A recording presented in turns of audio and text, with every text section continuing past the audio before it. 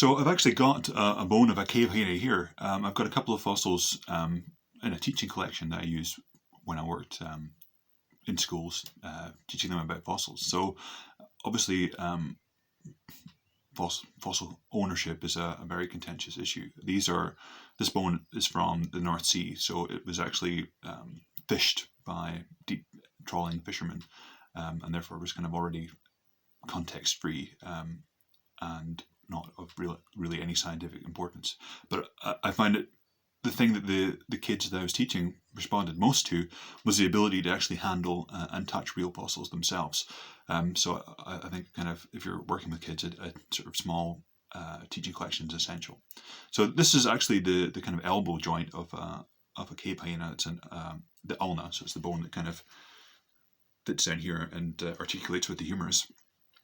And of course, the bottom of the North Sea is littered with bones. I mean, it was dry land until very recently in the early Holocene, when glaciers melted and kind of flooded what was the kind of connecting area between Britain and mainland Europe.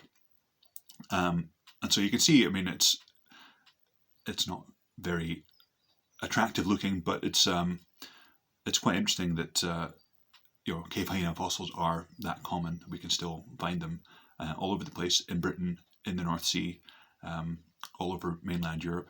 And there's not really much to differentiate them from the spotted hyenas we find in sub-Saharan Africa today.